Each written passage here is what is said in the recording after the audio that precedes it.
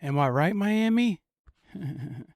What's up? Welcome back to episode number Epi Weppy number 4. I'm your host, Foe, and this is the Fight Fan Foe show, or called Triple FS when it gets more popular. And I don't know why I can't get my hat on straight. It's just gonna have to be close enough. Guys, it's going down tomorrow night, UFC 328, Strickland versus Chimaev. I watched the press conference last night. It was pretty entertaining stuff. You want to hope that they hate each other. You want to hope that they really want to kill each other, but I couldn't help but get the feeling they were just selling the fight like they do all the time. You know what I'm saying? But should be a good one. I just hope it's not like DDP versus Strickland where we see another 25-minute hump sesh, pitter pat rabbit punch sesh, and then everybody acts like he. You know what's crazy about this sport before I get into the full breakdown and thoughts? It's so crazy. You have so opposite ends of the spectrum. Like you got guys like Khabib, Chimaev, Islam, which he's kind of different because he's entertaining still. But the point is, you've got real fighters who just want to entertain, want to put on a show, want to be badasses. And then you've got the competitors who just want to dominate, win, take no damage, make money, and get out clean with their faculties, which you got to respect that. And I do. I have respect for those guys. That takes a lot of, it takes a lot of, it's almost like a lot of not ego, the opposite of ego, to just not let the crowd influence you at all. Like, be booed for 25 minutes and you just stay locked in on those legs. And you don't fucking change a single thing. You don't try to stand for 5 seconds with DDP and that's the other thing. I feel like he fought that way because he knew if he stood with Drickus for more than 5-10 seconds, he's probably gonna get knocked out. And that tells me he's not a real fighter, like a real fucking fighter, like a Justin Gaethje type. And that's why people love those types. But anyway, the point I'm making is how crazy this sport is you can have somebody literally give years of their life to every fight, stand and bang like a fucking warrior, and just. And then on the other side, you got a guy who goes in there, wrestles a guy for the whole fight, takes zero damage, goes home paid, doesn't lose any years of his life, just gets money. Like, that's the way to do it, but it's not entertaining. That shit's boring as fuck. Like, you might as well watch RAF if you watch a Hamzat fight. I mean, especially now that he's a champ, because when he was coming up, at least he was mixing it up more. But now he's like, I know I can win every fight if I just wrestle them the whole entire time. And that's unfortunately what I feel like is going to be what we're going to get from him every single time. Now, thoughts on the presser. Sean Strickland, he's calling him a Chechen whore. I mean, it's funny. Sean's funny. You know, I don't agree with everything he says. The dude's crazy out there, but he is a breath of fresh air. It's like, it's cool to see somebody so opposite of the norm and just standing on business every fucking day like a crazy maniac. And then Chimaev, I was hoping like Sean would get under his skin. Initially, I thought Sean's whole shit talking thing, purpose of it was mental warfare, but the more you think about it, Sean's not that kind of guy. He's just trying to sell the fight, and he doesn't need to intimidate a guy to beat him or get in his head with mental warfare. Even though he kind of did that against Izzy, I think, but nobody compares to Connor against Jose Aldo. That's the most masterful mental warfare we've ever seen in this sport, and people try to replicate it. I think they should do it more. Like, it would make the sport way more entertaining if every fighter was so invested in like winning in every way possible that they just dug up dirt on their opponent, shit on him at the press conference, shit on him in the media. We need some more noise, guys. The sport itself doesn't need anything else. It's phenomenal. It's an artful Modern day gladiator shit. We fucking love it. Fight fans love it. Ex addicts like myself love it. Cause I need those fucking drugs to get my fucking fix. And now, every Saturday, my drug is UFC. And I'm like, just fucking bleed, you fucking pussy. God damn it. I do the man dance. All that shit. But, anyways, let's get right into the card, guys. We're going to start with the preliminaries. I'm going to go from top to bottom. And I've got a real good feeling about my picks on this card.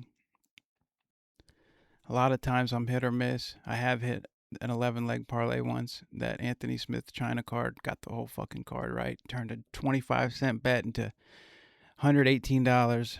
I'll show you the receipts one day.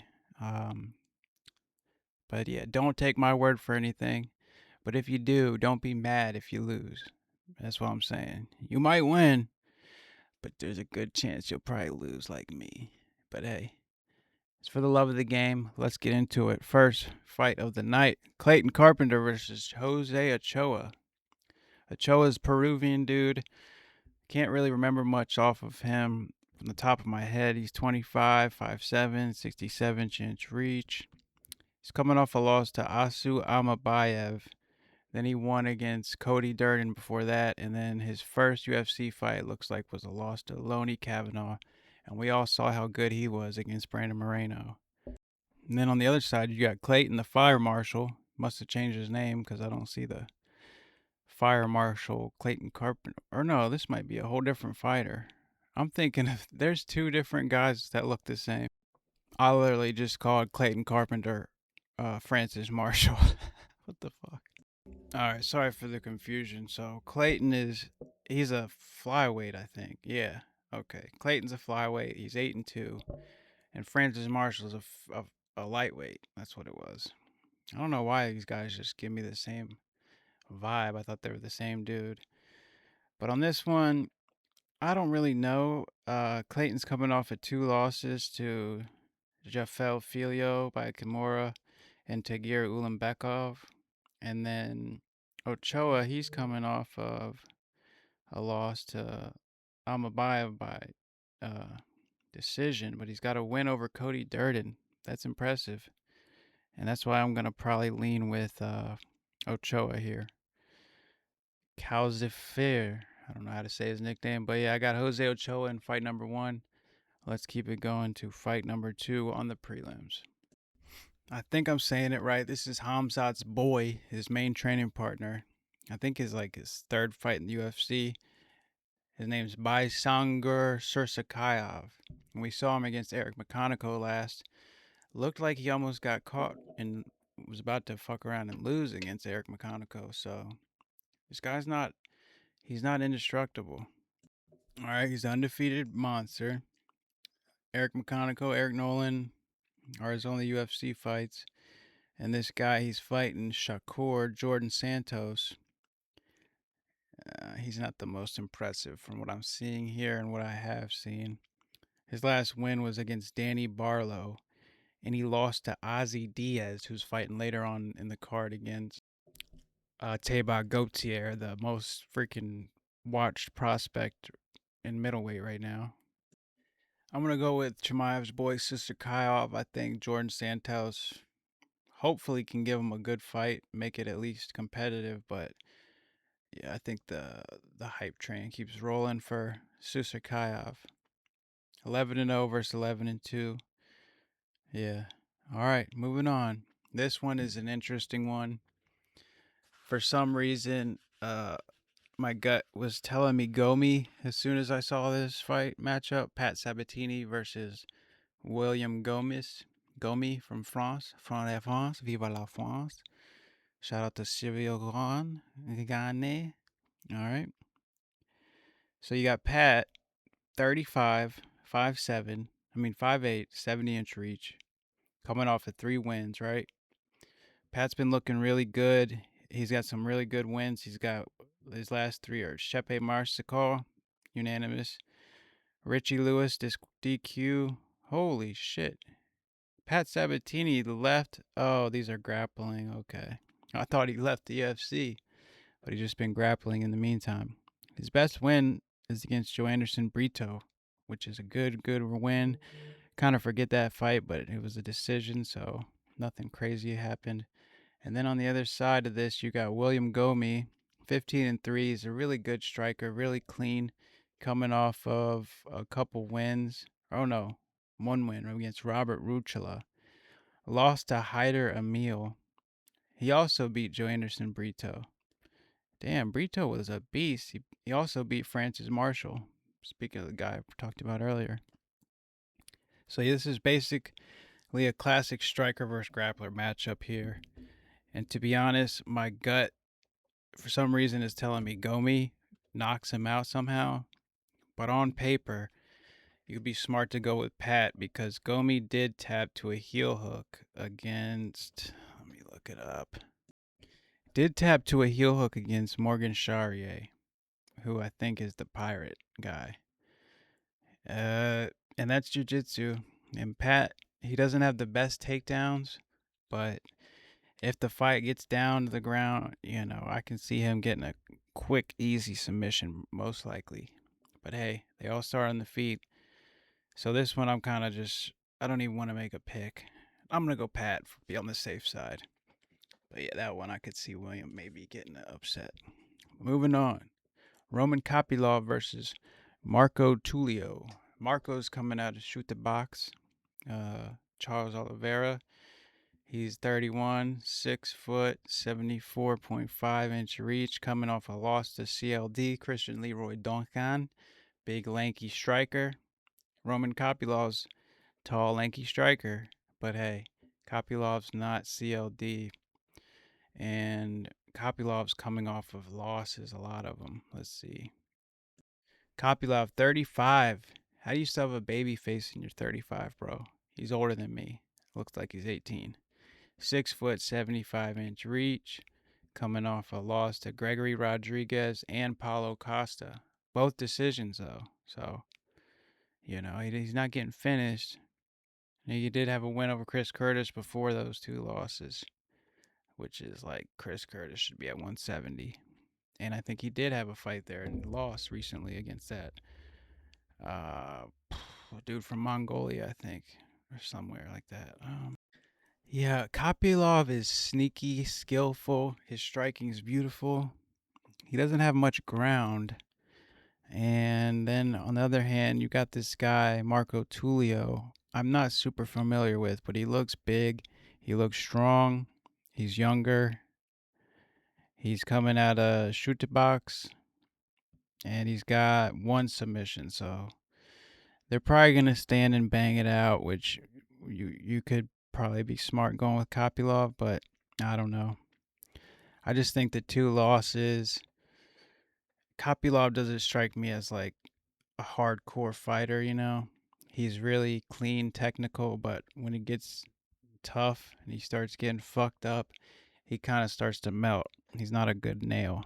He's a great hammer, but not the best nail.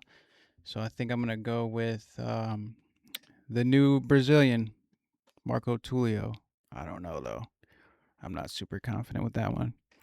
But I think we wrapped up the prelims now, guys. Let's move it on to the main event. The main card. First fight, sorry.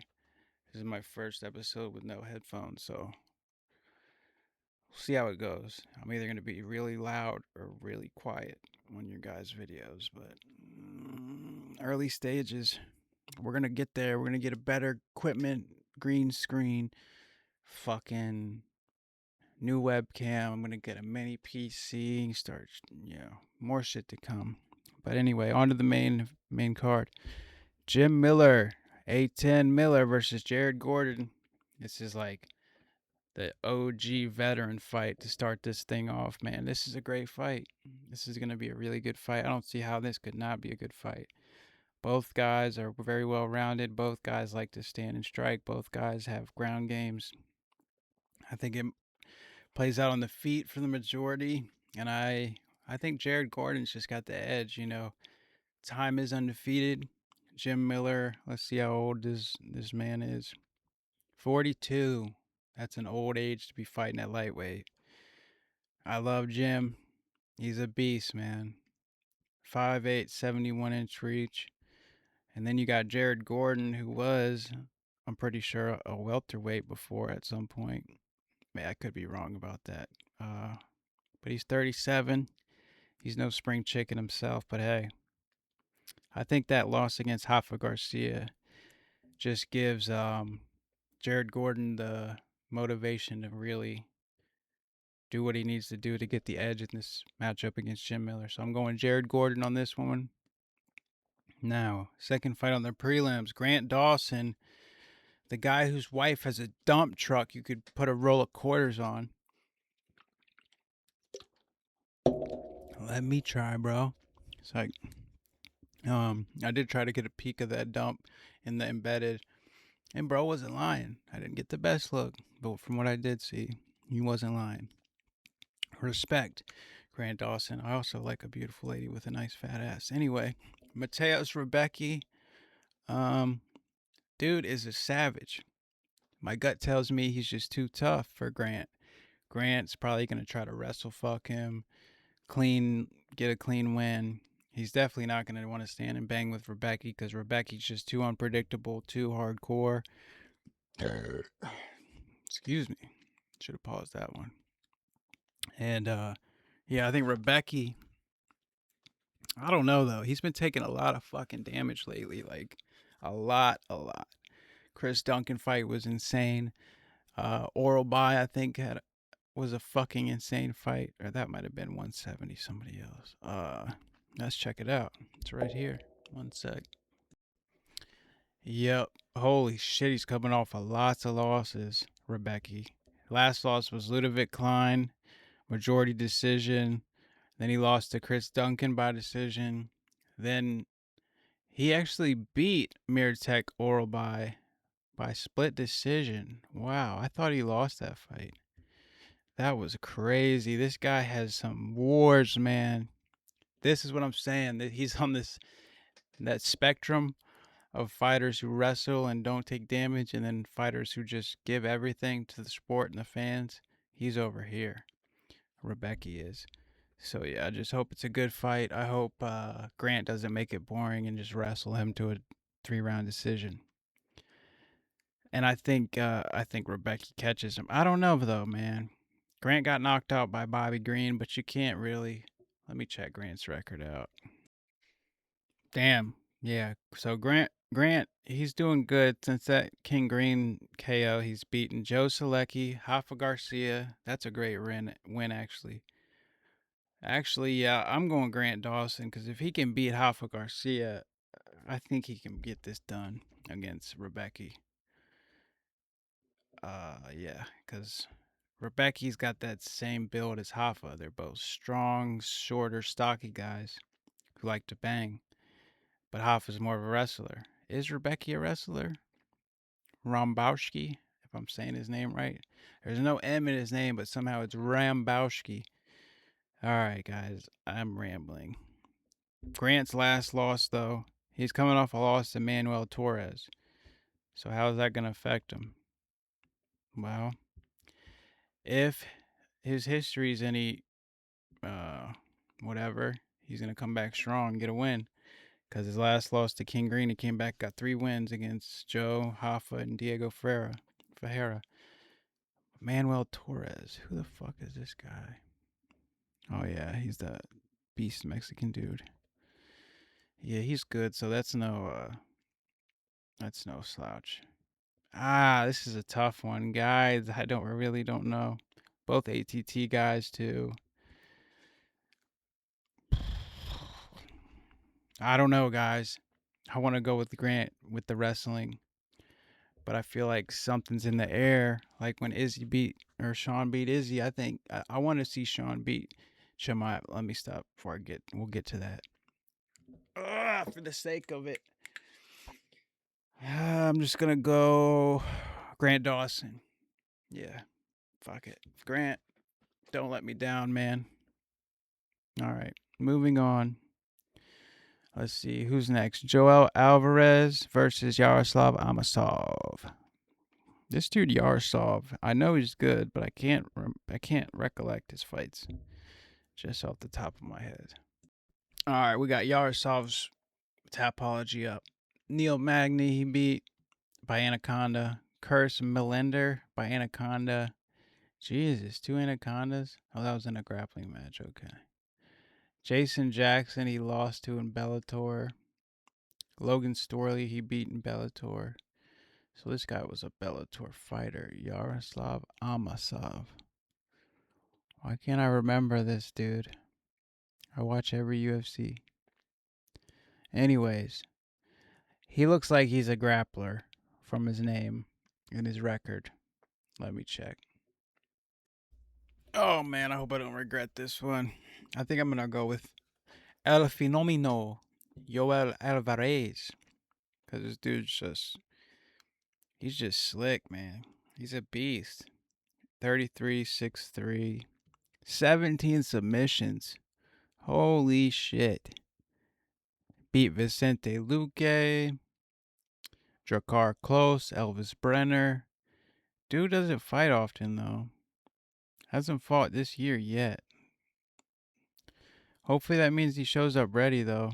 But damn, look at all the greens. Yeah, so this is a good fight. Really good fight.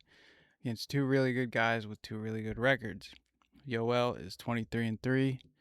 Then you've got Yaroslav, who's 29-1. Crazy. Almost 30-0. It's impressive. I don't know, guys. Yaroslav might get it done, but just for the sake of moving on, I'm going to go with Joel Alvarez.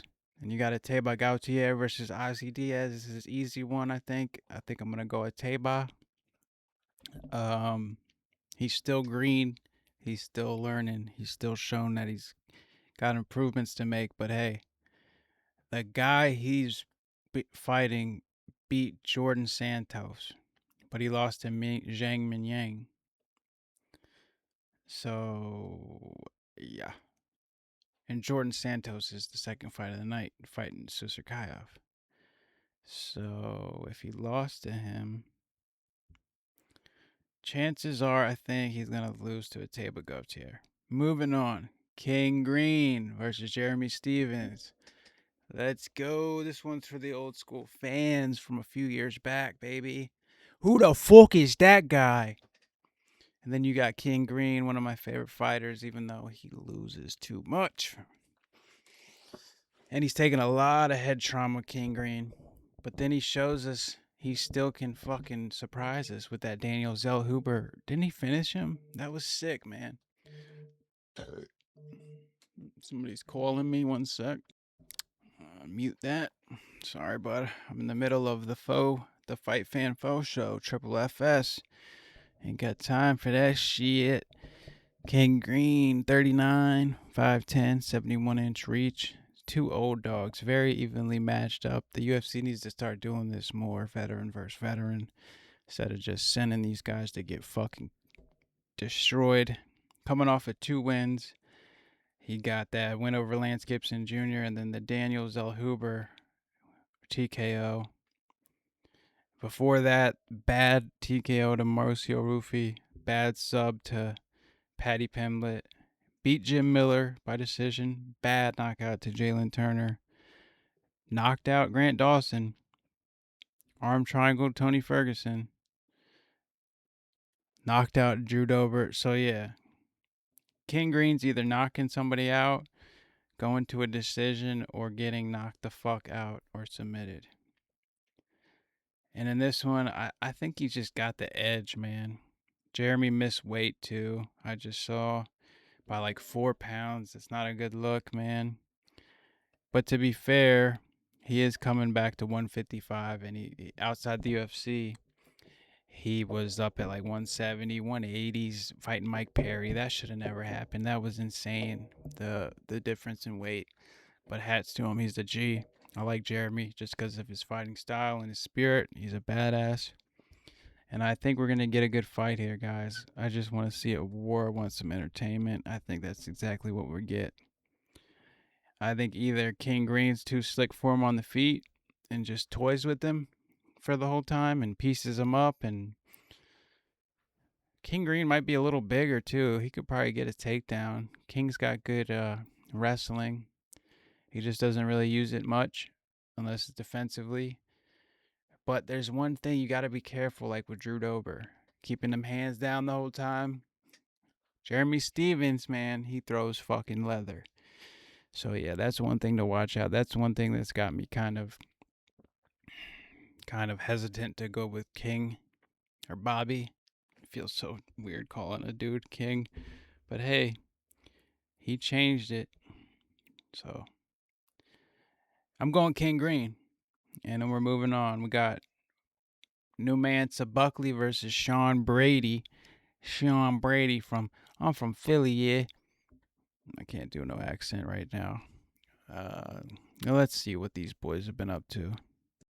Right, so this one's tricky because I don't want to downplay Sean Brady just because he came off of that loss to Michael Morales, which was a crazy loss. Michael looked so much bigger than him, so much better on the feet. He had nothing for him, man. That was bad. Michael's a beast. So is Carlos Prates. I want to see that fight for the championship someday. Please, MMA gods, give that to us. But Brady's good, man. Look at all these wins he's got.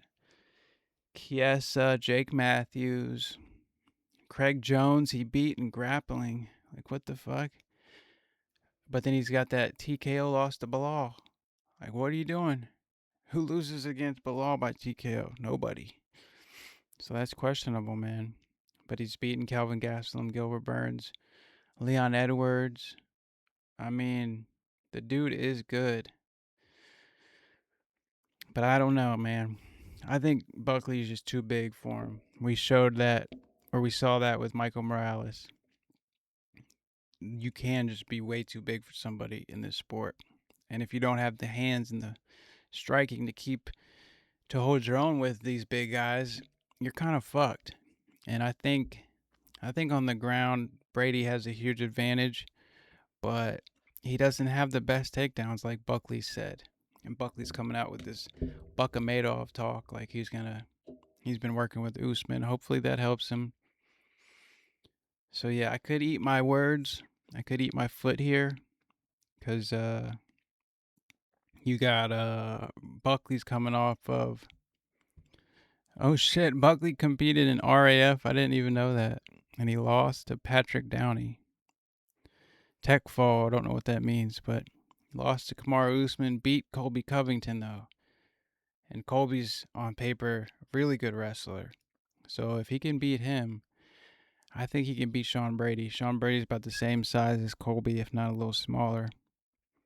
He just can't let Sean really get on his back or even get too much control on the ground.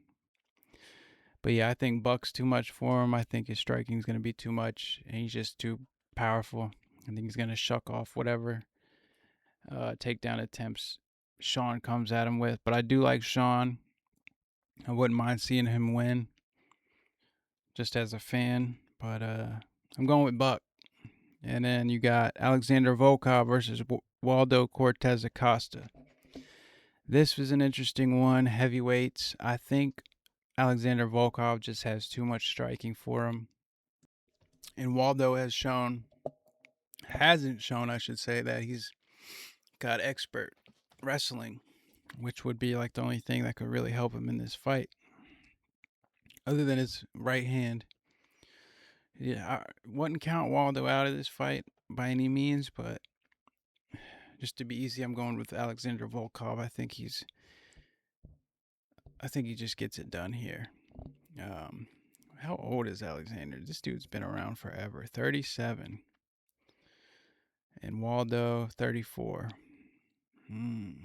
That could be a factor. 37 is practically 40 at heavyweight. And 34 is practically prime. Yeah, I don't know. We're going to go with Volkov. That's my official pick. Now we are at the co-main event. We're almost at the 30-minute mark. Goodness. This is a longer show, guys. But hey, let's wrap it up. Josh Van Tatsuro Taira. I got Taira. Because I love anime. I'm a fan of Japan and Japanese culture. It's like, that's not the only reason. Dude's a fucking savage beast. Did you see what he did to Brandon Moreno? Who the fuck does that to Brandon Moreno? And Joshua Van, you know what I'm saying? And things like that. And you can tell he grew up with, like, you know what I'm saying, some friends, because he talks like he's a black kid, but he's Asian as hell. Which, to each their own. I grew up with all black friends. I don't talk black. I did have a little accent in high school and middle school. Not crazy. But it's just, you just grow up around your environment, people you're around. So it's natural. Um, but yeah, I don't know if I just grew out of it or what. Um, I've got Tatsuro here, though. I think Van's great. He's got the boxing. But that's about it, right? That's where his expertise kind of stops, because we've never seen, and everybody thinks Pantoja would have beat him if he didn't do that. He did cause a break. He caused a motion that caused something to happen. And he's the champ. He's legit. The dude's legit. You got to give him your respect. And Tatsuro, this dude, he talk like this. Kosarimasu, motarimasu. He's like so sweet and innocent looking. Does not look like a fighter. But the dude is a fucking killer.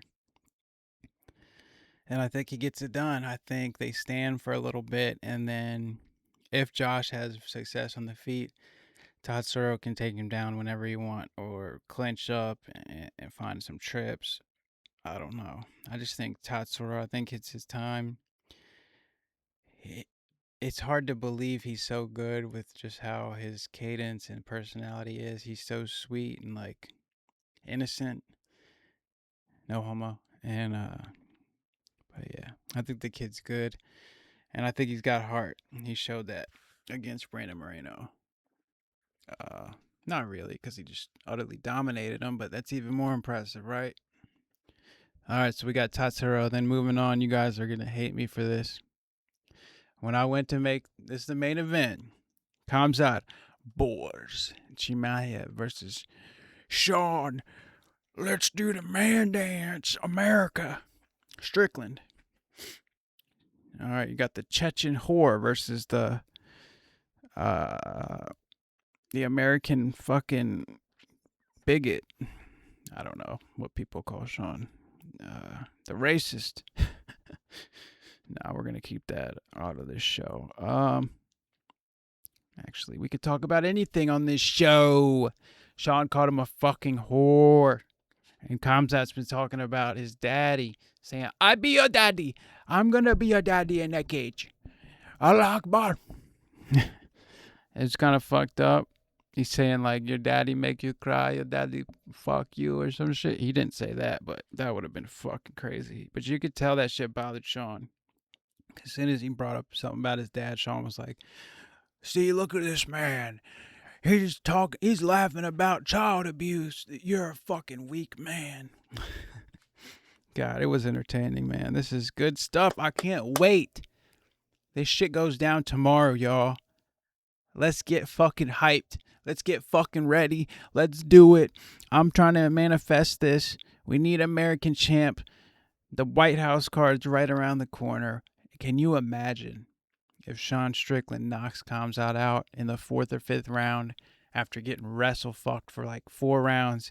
He eventually gets more cardio. Because if you think back of that DDP fight, DDP mounted Chimaev in the last round for like a little bit. Like, what the fuck was that? That was so weird. Like, utter domination, and then last couple seconds you lose your control, and DDP gets on top. And if he can do that, I don't know, man. I think Kamzat's probably gonna wrestle fuck him for 5 rounds, 25 minutes, and go home without a scratch on his face. But this is MMA, this is UFC, and a lot of times, more times than not in some instances, the guy you think's gonna lose wins, or the guy you think's gonna win loses. Like Israel Adesanya, I thought he was gonna destroy Sean Strickland. Not a chance. I didn't give Sean a single chance. Izzy's too technical on the feet. He's got too much movement, too good of footwork. And what'd Sean do? He fucking charged him forward, grabbed him against the cage, and just started fucking unloading on him. Like, I just hope Sean fights smart. I hope he uses his knees. I hope he doesn't accept a takedown. I hope he fights to get back to his feet like hell. Like that's the whole fight right there. On the feet. Keep it on the feet. If Sean can keep it on the feet, he wins all day, I think. Like if this was a kickboxing match, I would be 100% confident in Sean, but it's not. It's MMA. So grappling is allowed. Wrestling and humping for 25 minutes, unfortunately, is allowed. And these little crucifix punches like this. Like what are we doing here, man? This is UFC Ultimate Fighting Championship. We want to see fighting. We want to see war. We want to see carnage. We don't want to see a fucking humping somebody's leg. Oh, my back. Can't even do it. Oh, my back. All right, guys. I'm going to wrap this up. Go knock out some yoga. Because I need to stretch out my back, my hips, all the shit that hurts 24/7. A little bit about me. I'm in constant pain. I broke my back a few years ago. Recovered. Got the L5S1 spinal fusion. Got back to work. Things were going good. Not really. It was hell. The whole 2 years after my surgery was hell until I eventually said, you know what? This is too much. I need to take some time and try to focus on getting better. And that's what I've been doing for the past fucking 3 years. But hey, it ain't getting better. So we're going to make this show work. And I'm going to make some fucking income. And then we're going to blow up. And we're going to be at the UFC watching the fights. And I'm going to get close with Joe Rogan and get his fucking stem cell information and go to Waste to Well and get fucking stem cells shot in my back and my balls and my lungs and my fucking knees. Just, it's going to be like Mr. Pinhead with stem cells. That's going to be me after this show blows up. So like and subscribe, share, all that shit. And we're going to keep doing it. This was the Fight Fan Fo Show, and I'm your host, Fo. Wishing you a good weekend, and I hope you enjoy the fights as much as I am going to. Peace.